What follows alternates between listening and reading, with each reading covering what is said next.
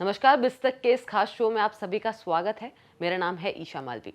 अभी एक महीना भी पूरा नहीं हुआ है कि मोदी जी ने तीसरी बार सत्ता को संभाला है, देश की सत्ता को संभाला है और ऐसी 3 खबरें आ चुकी है अब तक जिससे सीधा सीधा जो है आम लोगों के जीवन पर असर पड़ता है, उनकी जेब पर असर पड़ता है। पहले हमने देखा कि टोल के भाव में बढ़ोतरी की गई, फिर उसके बाद हमने देखा कि दूध के कीमतों में इजाफा किया गया और अब सबसे बड़ा झटका जो लगा है आम जनता को वो है कि मोबाइल के टैरिफ में इजाफा किया गया है। तो कल ही जो है टेलीकॉम सेक्टर की एक कंपनी जियो ने टैरिफ में इजाफा किया और आज सुबह ही एक खबर आई कि एयरटेल ने भी अपने टैरिफ में बढ़ोतरी कर दी है। तो इस पूरे मामले पे आज हम बात करेंगे। इस सब की बात करने के लिए हमारे साथ मौजूद है प्रवीण सर।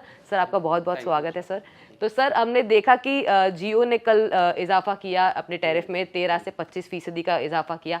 आज सुबह हमने खबर देखी एयरटेल के बारे में कि उसने भी 11 से 21% के अपने टैरिफ में इजाफा कर दिया है। तो सर, इसका पूरा असर आम जनता पर कैसा रहेगा? देखिए, आम जनता पे तो साफ तौर पे महंगाई की मार पड़ गई है। मोबाइल टैरिफ की जो मोबाइल किराए हैं, प्रीपेड प्लान हो चाहे पोस्टपेड प्लान हो, उनको ये दाम बढ़ने का सिलसिला शुरू हो गया। वोडाफोन आइडिया है, मुझे लगता है कि आज या कल में उनकी तरफ से भी टैरिफ बढ़ाने की खबर आ जाएगी।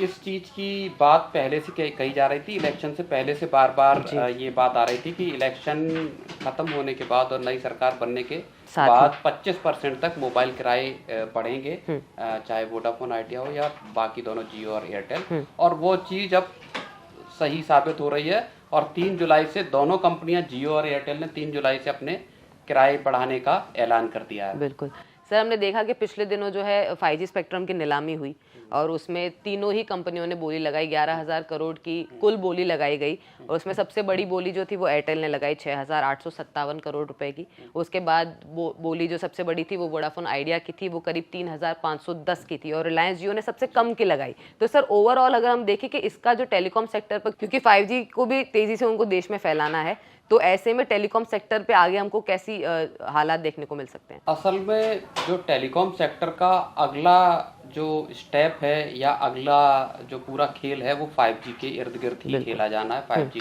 पे ही ये लड़ाई है। जियो के पास पहले से 5G ज्यादातर सर्कल्स में मौजूद है, उसका रोल आउट भी हो गया। एयरटेल ने भी मोस्टली सर्कल्स में रोल आउट कर दिया है। वोडाफोन आइडिया अभी तक नहीं कर पाई है, वो टेस्टिंग के उसमें है। एक जो बात बार बार एक्सपर्ट्स ने भी कही कि जो 4G से 5G पे शिफ्ट होना या 2G से 4G पे शिफ्ट होना, वोडाफोन आइडिया के ज्यादातर अभी जो कस्टमर थे वो 2G पे थे, 4G पे शिफ्ट होने की उनकी बात आई। अब जो पूरा मामला है कि जो 5G पे शिफ्ट होगा वहीं से रेवेन्यू निकलेगा और असली खेल इस पूरी की पूरी लड़ाई में, जंग में आरपू का है। आरपू यानी एवरेज पर यूजर इनकम, जो रेवेन्यू पर एवरेज जो पैच, आरपू की पूरी लड़ाई है इसमें। और आरपू बढ़ाना है, जो एयरटेल ने भी अपनी एक्सचेंज फाइलिंग में कहा है, उन्होंने कहा है कि 300 जो रुपए का आरपू अगर मंथली नहीं है तो वो आपका हेल्दी बिजनेस नहीं है। टेलीकॉम सेक्टर में हेल्दी बिजनेस मॉडल के लिए 300 रुपए का आरपू होना जरूरी है। अगर हम आरपू की बात करें तो जो चौथे क्वार्टर है उसमें आरपू के मामले में एयरटेल सबसे आगे है। उसका 209 रुपए रहा है, इससे पिछले क्वार्टर में 208 था। जियो का 182 रुपए पे आरपू है और वोडाफोन आइडिया का 146 रुपए पे आरपू है। तो ये जंग आरपू की है, आरपू बढ़ाना है, उसके लिए उनको टैरिफ बढ़ाने थे, ये बात पहले से आ रही थी और अब वो मार पड़ गई है। 3 जुलाई से जब आप रिचार्ज कराने जाएंगे तो आपको अब सारे टैरिफ महंगे मिलने वाले हैं। बिल्कुल सर, हमने क्योंकि बिस्तक पर एक खबर चला दी है कि जियो ने अपने टैरिफ में इजाफा किया, आप जाके वो वीडियो भी देख सकते हैं हमारी। लेकिन सर, हम एयरटेल के अगर प्लान्स की बात करें और एयरटेल के प्लान्स में क्या क्या इजाफा हुआ हर दिन के हिसाब से, अगर आपको 1 GB का प्लान कितने में मिलेगा और एक पर्टिकुलर प्लान में कितना इजाफा हुआ है, वो हम आपको सारी जानकारी देने की यहाँ पे कोशिश करते हैं। तो हम अगर एयरटेल की प्लान्स की बात करें तो वो कुछ इस प्रकार है कि अनलिमिटेड प्लान जो है वो 28 डेज 179 टू 199 रुपीज़ का हो गया है। जो 84 डेज का जो प्लान हुआ करता था वो 455 का हुआ करता था, वो 509 रुपए पे आ गया है। जो 365 दिनों का जो प्लान था वो 1,799 का था, वो अब 1,999 पर हो गया है। अगर हम पोस्टपेड के प्लान्स की बात करें तो 399 का प्लान जो था वो करीबन 450 का प्लान हो गया है। 499 का जो प्लान था वो 549 का हो गया है। 599 का 699 और 999 वाला प्लान अब 199 रुपए का हो गया है सर। तो सर आगे इसमें अब क्योंकि हम देख भी रहे हैं कि इस टेलीकॉम वाली जो खबर आई है उसके बाद हमको शेयरों में भी तेजी देखने को मिल रही है इनके। तो इसके अलावा अगर हम बात करें जियो के टैरिफ की और उनके प्लान्स की, तो एक बार प्लीज आप दर्शकों को एक बार बता दीजिए कि जियो। देखिए अभी जो एयरटेल के आपने प्लान बताए इसमें 200 रुपए तक का इजाफा आपको, जो एनुअल वाला अगर हम देख रहे हैं प्लान 365 दिन का, तो जो 1799 रुपए का प्लान था साल भर का, वो 1999 का हो गया। इसी तरह पोस्ट पेड का जो प्लान है 999 वाला वो 1199 का हो गया। यानी 200 रुपए का अगर आप बड़ा रिचार्ज कराते हैं तो 200 रुपए तक की मार है, नहीं तो 50 रुपए, 30 रुपए, 100 रुपए, इस तरह के जो हाइक हैं वो हमको इसमें दिखाई दे रहे हैं। जियो के प्लान की हम बात कर लेते हैं, जियो ने किस तरह से, और कल जियो ने इस बात का ऐलान कर दिया था रात में कि हम टैरिफ बढ़ाने वाले हैं, और उसके बाद ही ये लगने लगा था कि अब ज्यादा टाइम नहीं लगेगा, एयरटेल भी वो सारा अपना प्लान का रेडी करके बैठे हुए थे, उन्होंने बस उसको रिलीज करना था कि अब हम बढ़ाने जा रहे हैं।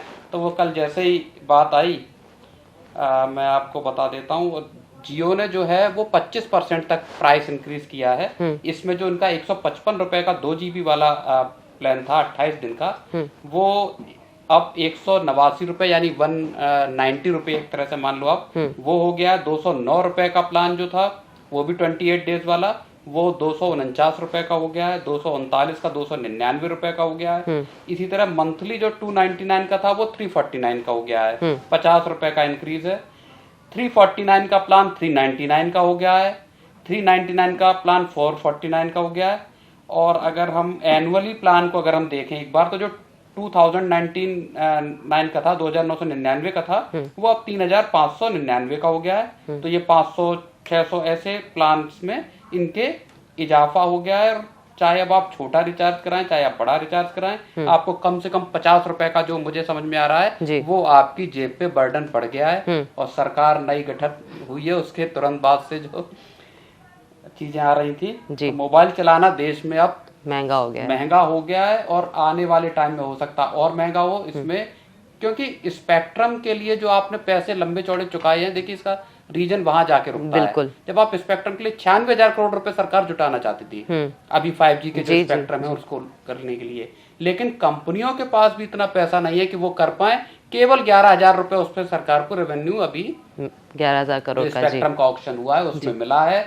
तो कंपनियों का बर्डन ऊपर है। आपको अगर वोडाफोन आइडिया देखें तो 33% से ज्यादा स्टेक उनका सरकार के पास है। 2 लाख करोड़ से ऊपर का कर्ज है। कंपनी रिवाइवल के लिए संघर्ष कर रही है। तो ऐसे में किराए बढ़ने तय हैं, लेकिन बड़ा सवाल ये है कि देश में करोड़ों की तादाद में सिम है, यूजर्स हैं जो इनको मोबाइल डेटा को और यूज करते हैं। सरकारी सर्विसेज से लेके आपका पेमेंट तक अब सब कुछ डेटा पे डिपेंड हो गया। ऐसे टाइम पे जो छोटा कारोबारी है या एक आम आदमी है, उसके लिए ये एक बड़ी चुनौती होगी कि अब वो किस तरह से इस बिल को हर 28 दिन में अगर आपको 50 रुपए या 100 रुपए बढ़ के देना है, तो वो उसके लिए एक बड़ी चुनौती साबित हो सकती है। बिल्कुल सर, हम देख रहे हैं कि एयरटेल और जियो दोनों ने अपना टैरिफ में इजाफा कर दिया है। अब जल्द हो सकता है कि वोडाफोन आइडिया भी अब उसमें टैरिफ में इजाफा कर दे। अब इसी सिलसिले में जेफरीज ने अपनी राय रखी है एयरटेल को लेकर और जियो को लेकर। सर जेफरीज ने जो है एयरटेल की बाय रेटिंग बढ़ा दी है, 1720 कर दी है। पहले ये जो टारगेट प्राइस था वो 1590 था। वहीं अगर हम जियो की बात करें तो जेफरीज ने जियो को बाय की रेटिंग दी है और उन्होंने 3580 का टारगेट प्राइस रख दिया, जो पहले जो था 3380 था। अगर हम रेवेन्यू की बात करें सिर्फ जियो पर फोकस करके, तो उन्होंने कहा है कि साल 2024 में 24 से 27 तक में जो रेवेन्यू जियो का होगा वो 18% बढ़ेगा और जो प्रॉफिट आफ्टर टैक्स है वो 26% बढ़ेगा। तो सर इस पर आपका ओवरऑल क्या मानना है? और आगे इस आखिरी सवाल लूंगी मैं आपसे कि इससे खास करके एक ही लाइन में आपसे जवाब चाहूंगी कि आम जनता की हमने बात भी, क्योंकि आम जनता पे सबसे ज्यादा झटका लगा है यहाँ पे, तो आगे चल के टेलीकॉम सेक्टर में क्या होगा? देखिए टेलीकॉम सेक्टर में जब आप किराए बढ़ाएंगे तो इसका सीधा जो असर है वो आपके रेवेन्यू पे पड़ेगा और वो रेवेन्यू पे जो असर है आपका वो आपके प्रॉफिट पे दिखाई देगा। टेलीकॉम सेक्टर लंबे वक्त तक एक मुश्किल दौर में चला। एयरटेल वो वोडाफोन आज भी है, वो एक मुश्किल वक्त में टेलीकॉम सेक्टर चला जब 2008-9 में नीलामी हुई थी, उस दौरान जो चीजें सारी हुई। तो अब ऐसा लग रहा है कि ये सेक्टर पूरा रिवाइवल की ओर है। अब इस सेक्टर में कंपनियों के प्रॉफिट बढ़ेंगे, प्रॉफिटेबिलिटी बढ़ेगी, और जियो के आने के बाद से थोड़ा मुकाबला हुआ है, लेकिन ये सेक्टर अब धीरे धीरे टर्न अराउंड की ओर बढ़ रहा है, मुझे ऐसा लगता है। बिल्कुल।